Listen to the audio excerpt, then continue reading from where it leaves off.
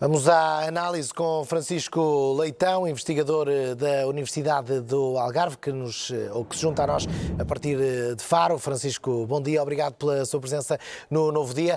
Olhamos para a forma como as alterações climáticas estão já a afetar vários quadrantes da sociedade, nomeadamente as faixas da sociedade mais costeiras, que dependem do mar, que dependem da atividade pescatória, como é o caso de muitas pessoas aí na região do Algarve.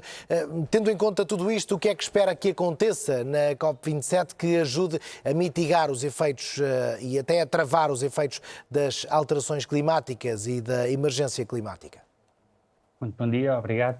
Bom dia. Bom, para já, as notícias que nos fazem chegar do COP não são mais do que o resultado daquilo que é reunido e facultado pelos cientistas a estas organizações. Portanto, não ficamos surpreendidos quando ouvimos falar de um aumento global da temperatura entre valores que foram projetados para 1,5 a 2,8 para o final do século. Quer dizer, para a metade do século teremos metade desses valores. E realmente pensamos que neste momento não só a mitigação é importante, mas a parte de adaptação, até conseguimos mitigar esses efeitos, é essencial. Os estudos das alterações climáticas estão bem evidentes em terra e as suas consequências também, mas no mar realmente têm sido muito pouco estudadas, e é o que nós temos feito aqui nos últimos anos no Algarve. Iniciámos há cerca de 15 anos, portanto, um conjunto de estudos que vão no sentido de avaliar esse efeito, e até agora conseguimos efetivamente já reunir informação acerca daquilo que vai ser o impacto no setor pesqueiro. Temos notícias que até não serão boas para o setor pesqueiro.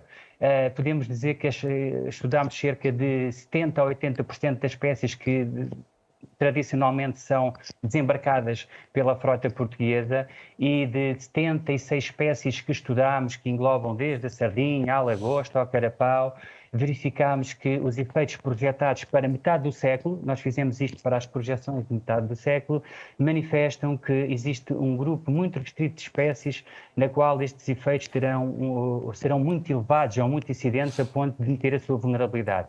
São estas, por exemplo, a lagosta, que é muito apreciada, as enguias e uns tubarões de médio porte, sendo que as restantes espécies, como a pescada, a sardinha, o carapau, são espécies menos vulneráveis. E a explicação disto é que as nossas espécies habituaram-se a viver num clima temperado, onde as amplitudes de temperatura, de vento, das descargas dos rios variam muito entre o inverno e o verão, e adaptaram-se por adaptação natural, não é, ao longo dos anos, a viver nestas amplitudes de tolerância térmica, de tolerância às correntes, que lhes permitem agora ter alguma resiliência comparada com outras zonas do globo. Resiliência é essa que é naturalmente bem aproveitada e bem-vinda por parte de todas essas espécies, mas que tipo de consequências terá para os nossos oceanos, principalmente para o Oceano Atlântico, que é naturalmente aquele que nos mais interessa, Francisco, se a humanidade não conseguir nos próximos anos conter a 1,5 graus o avanço das temperaturas ou o aumento das temperaturas? Eu penso que 1,5 graus já é uma meta quase que toda a gente aceita que vai ser difícil. Será ser sempre acima de 1,5, entre 2. As consequências, portanto, de nível do ambiente, serão que as espécies poderão reagir da seguinte forma, sumarizando. Ou as espécies vão se adaptar distribuindo-se, não é? Nós, quando não estamos numa casa onde portanto, o estado de equilíbrio dos ecossistemas do meio marinho está-se a alterar. Se as espécies, o seu nicho não é satisfatório, as espécies podem se deslocar. E há uma tendência para deslocarem para norte. Isso quer dizer que a probabilidade com que nós poderemos encontrar essas espécies poderia aumentar, diminuir ou manter-se. Nós estudámos isso, e para a costa portuguesa existe uma variação de mais 6 a menos 6, ou seja, uma probabilidade de aumentar a ocorrência de algumas espécies, de havermos, e de menos 6 a 10 de outras espécies, e portanto isto depois... Ou seja, os nossos mares poderiam passar a ser habitados por espécies diferentes daquelas que são hoje, e as que cá estão poderiam deixar de existir.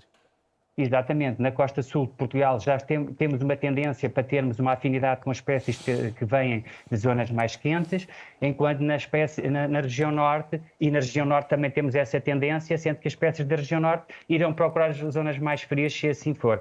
Mas é como digo, basicamente para a costa de Portugal, os cenários que nós, para metade do século, não é esperado que os pescadores vão ao mar e que a probabilidade de encontrar essas espécies mude muito nos próximos 30 anos. Isso não quer dizer que a produção dessas espécies, que é o segundo fator que pode afetar, que as alterações climáticas podem afetar, não seja alterada e, portanto, que a percentagem, a quantidade de peixe aumente ou diminua também de acordo com os diferentes grupos de espécies que nós estudamos.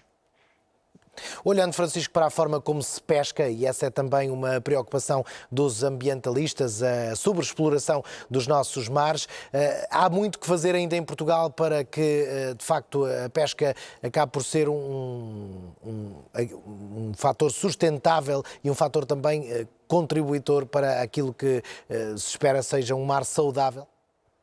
Nós estamos a viver agora o ano da pesca artesanal, de acordo com a ONU, e nós temos, em Portugal, a nível mundial, temos sempre cerca de 40% dos estoques subexplorados.